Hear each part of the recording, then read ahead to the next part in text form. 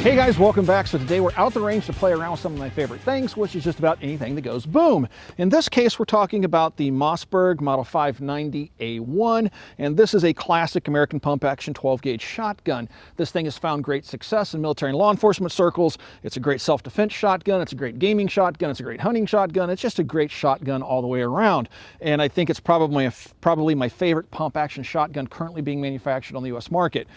The 590A1, as it's configured here, is pretty much a conventional 12 gauge modern shotgun. This one has ghost ring sights and 1913 rail here on the top. It has a polymer pump here in the front. This grip has 1913 rail sections on 3 of the 4 sides, and it's for mounting lights and other accessories. This is a tube fed shotgun, so this tube underneath the barrel is your magazine, and that holds 8 rounds of 12 gauge 2 3/4 inch shells. And here we have on the end just a standard sling swivel, another one back here on the rear of the stock. Break out your old school slings, and yeah, holds 8 rounds of the tube, 1 in the chamber for 9 rounds. But with these old pump action shotguns, it's not uncommon to see people getting creative in how they carry extra rounds, because these things are relatively slow to reload. Fast to shoot, slow to reload. And that's because all the reloading goes on 1 round at a time right here in the bottom side of the shotgun. So you find yourself constantly topping the shotgun off in matches, perhaps in a gunfight, whatever. And so they're kind of, you always got to stay on top of them, keep them topped off and loaded to make sure that they're going to be completely useful. And that's when you're going to find things like this. This is a factory option from Mossberg. This is 2 rounds here on this side of the stock you can quickly throw into the action of the gun. There's 2 more on the other side. So you have 4 rounds stored in the stock. You'll find some people putting side saddles on the shotgun so they can grab rounds off and throw them in from the side of the shotgun. You have little devices here that'll hold 1 round here so you can pull it out and throw it in and quickly close the action. You have all sorts of creative ways people have come up with to load pump action shotguns that are tube fed. Well, Mossberg decided to do something a little bit different. They decided to take this shotgun and make it magazine fed, and that is what we're going to talk about next, which is the 590M, or magazine fed 590. It's a really cool concept, and we're going to talk about that here in the video. But first, let's go ahead and empty out the rounds that we have in the 590A1. All right, I've got one in the pipe. Safety's right here on the back. And yeah, just a great fun shotgun to shoot. I love the ghost ring sights.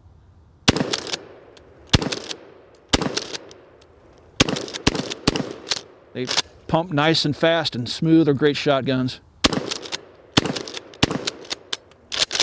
All right, didn't know if I short stroked it there or not. Anyway, it's cold out here, guys, and this is really aggressive ribbing here on the pump.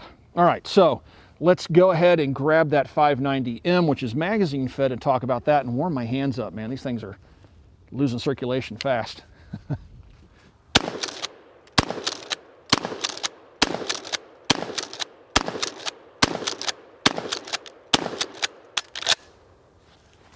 So this is the 590M, the magazine-fed 590. And it's a nice lightweight little shotgun, has a ventilated heat shield here on the top of the barrel, reminiscent of some of the old trench guns. Has the same polymer forend here for pumping with aggressive ribbing here. It does not have the 1913 rails on it, has the same sling swivels. But back here is where all the magic happens. Now this one has a slightly different ghost ring setup, has protective ears, and pretty much all the other controls are the same, with the safety being back here. Your bolt release being right here underneath the trigger. So you push this in and that releases the bolt, so it's in a good, easy to reach location, reminiscent of 590s that came before it. The only real difference in terms of controls is this little difference right here, and this is the ambi magazine release. You can push it from either side, and this releases the magazine for the shotgun. Now this shotgun has a slightly different design to it because it is magazine fed. Even though it has a tube down here, this tube does not hold any shotgun shells, so it's not like you can run the magazine, throw the magazine away when it's empty, and then run the tube or the rounds out of the tube. It just doesn't work that way. You'll notice when I close the action, there's no lifter to bring the shell up into the chamber. That's because the magazine, when it sets in there, holds the round in the proper position. There's no need for that little lifter. So there's no way to actually even single load this thing unless you hold it completely upside down, which you can do. But if you throw a round in there right now, it's just going to fall right on through the action. So it's definitely a magazine-fed shotgun. Now this has its advantages. Okay, reloads are going to be much, much faster. There's no need to constantly top the thing off, carry bandoliers full of shotgun shells, hang shotgun shells off the entire shotgun. All that goes away with the use of one of these. Now the shotgun magazine, this one I'm holding is a 10 rounder. They make a 5 rounder, 10 rounder, 15 rounder, and 20 round magazine. The 10 rounders I find to be the most useful. They're least cumbersome. They fit nicely into the shotgun.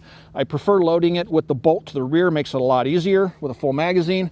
There's no resistance. You just lock the magazine in like that. You can see the shotgun shell being held in the proper position, and then go ahead and close the bolt and put it on safe. And now the shotgun's ready to fire. You'll notice that the center of the shotgun is right about there. So it's right near the fulcrum where the magazine hangs out of the shotgun. The 10 rounder doesn't hang down to a ridiculous length underneath the shotgun. The 20 rounder I'll show you here in a second. The longest one they make does kind of stick down quite a ways. But this seems to be a very useful setup right here with this magazine. Now you can run the 5 rounders, which are going to be even shorter and handier, and you still have the advantage of being able to quickly reload them. It just becomes a matter of how do you carry these things on you if you're going to carry several of them to reload the shotgun. But yeah, let's go ahead and shoot this thing. I think I put one in there already. All right, so magazine in it, take the safety off. All the controls are pretty much the same. And fire 10 rounds of some 7.5 bird shot here.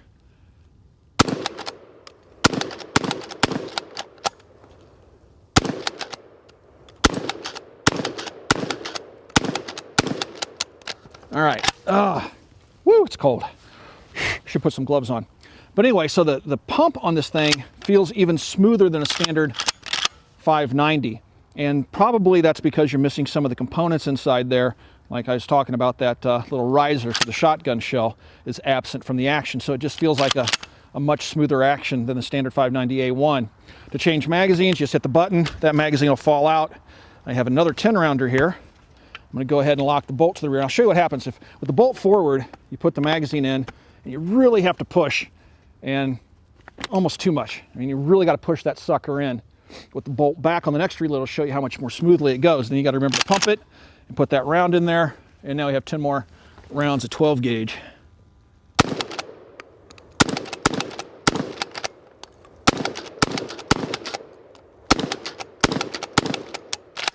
All right. And then, last but not least, these magazines are not inexpensive either, guys. These things are like $100 or more, I think. This is the 20 rounder, and now when I go to put this thing in here, you can see that that's kind of a ridiculous length to be hanging out from underneath the shotgun, but you will wear yourself out pumping the action on this thing with 20 rounds. I used to think the KSG would wear me out. This thing will definitely wear you out.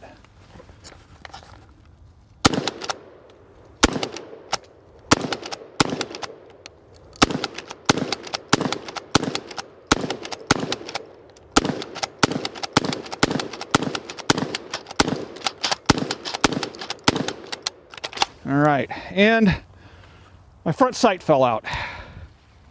That's because there's a little screw that holds that front sight in, and now I got to find it. It fell out once before. I forgot to Loctite it. I just tightened it down, and it just fell out again. I'm going to stop and see if I can find my front sight blade.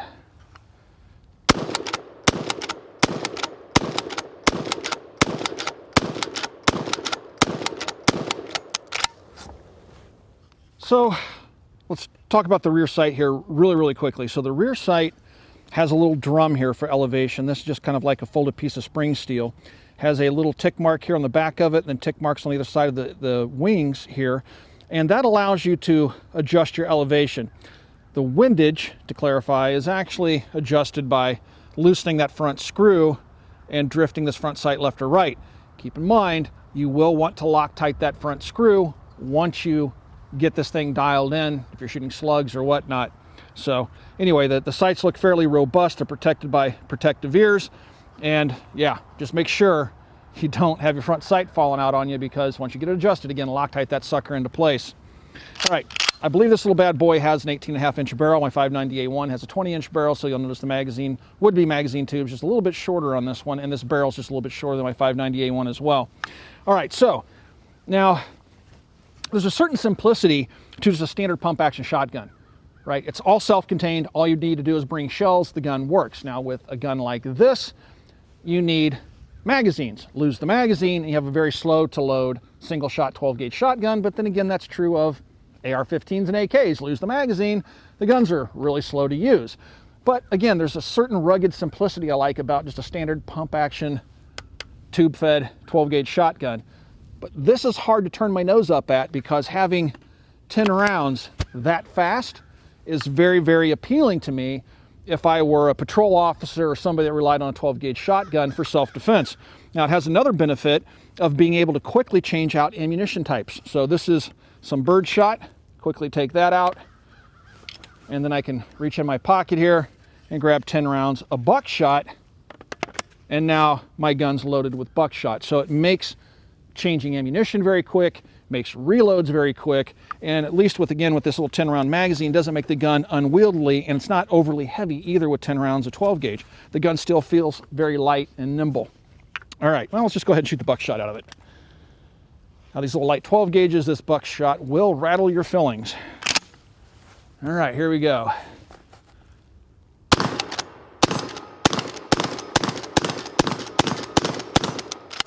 There you go. That fast, 10 rounds of buckshot. It's actually pretty pleasant to shoot. Got a little bit of a muzzle blast there, a little fireball. Reload that quick, and I guess let's keep shooting at that. Now I'll shoot that little tiny guy there, see if the shot pattern's on.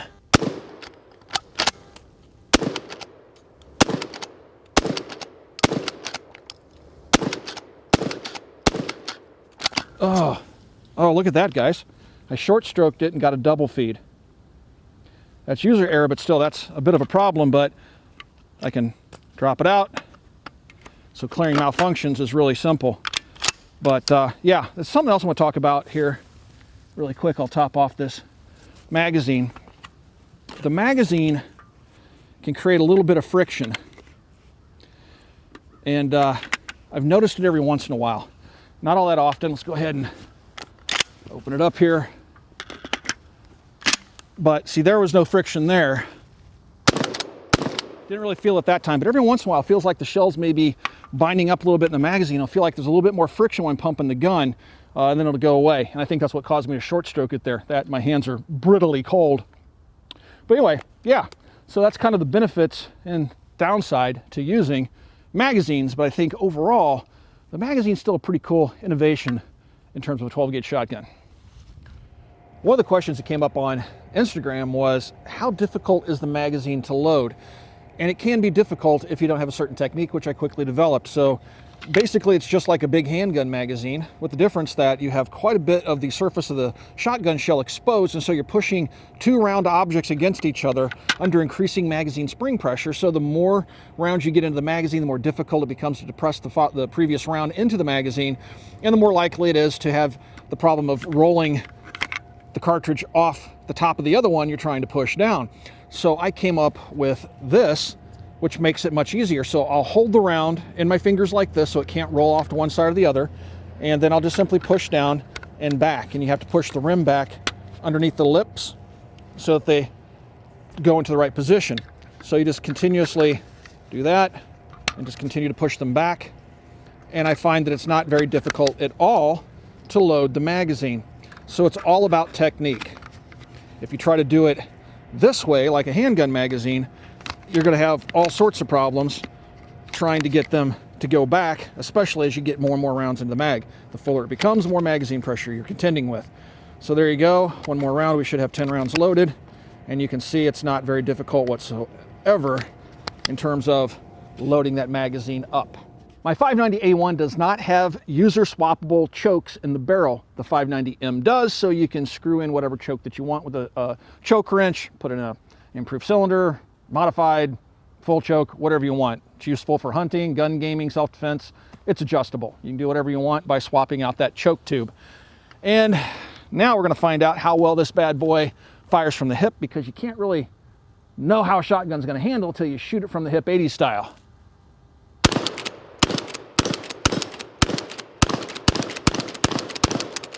Wow, I hit every one of those targets.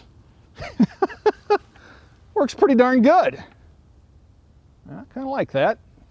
The 590M has synthetic stocks, an aluminum receiver, steel barrel, steel tube here for the pump mechanism.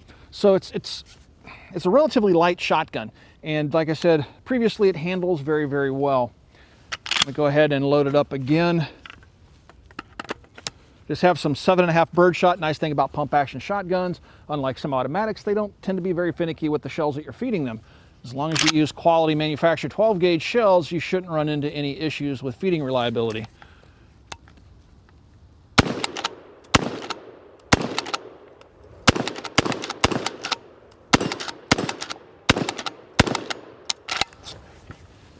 Very, very nice shotgun to shoot. Now, these magazines are polymer.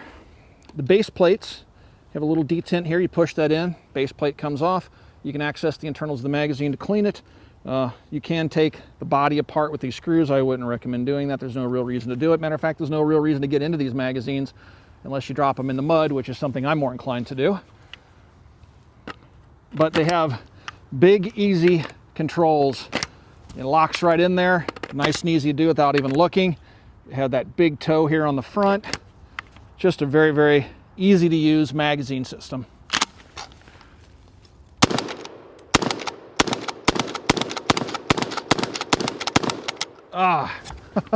Hand slipped off there at the end. It is cold today. Anyway, yeah, very, very fun little shotgun to shoot. Now these things come to market right around $439 I've seen them for online. So if you shop around, you should be able to find them for less than 450 bucks, which isn't too bad.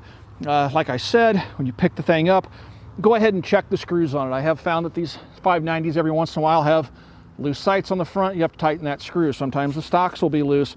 Just check them over before you take them out and give them, you know, a hard workout out at the range.